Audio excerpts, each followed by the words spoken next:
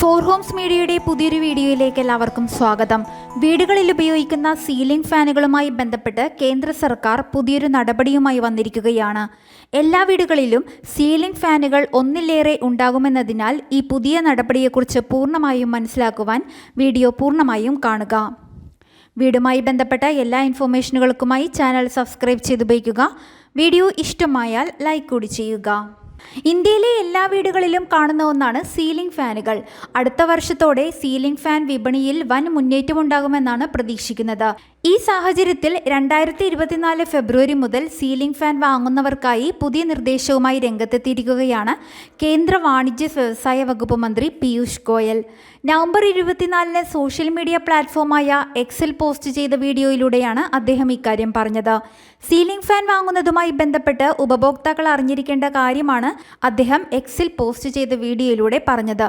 Fan വാങ്ങുന്നതിന് മുൻപ് അതിൽ ISI മുദ്രയുണ്ടോ എന്ന് ഉപഭോക്താക്കൾ പരിശോധിച്ചുറപ്പിക്കണമെന്ന് വീഡിയോയിലൂടെ പറഞ്ഞു.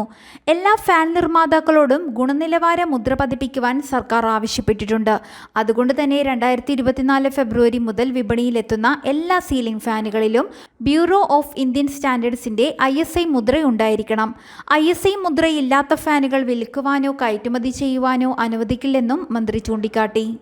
ഈ നിർദ്ദേശങ്ങൾ ലംഘിക്കുന്നവർക്കെതിരെ നടപടി കടുപ്പിക്കുമെന്നും മന്ത്രാലയം പുറത്തിറക്കിയ പ്രസ്താവനയിൽ പറയുന്നു.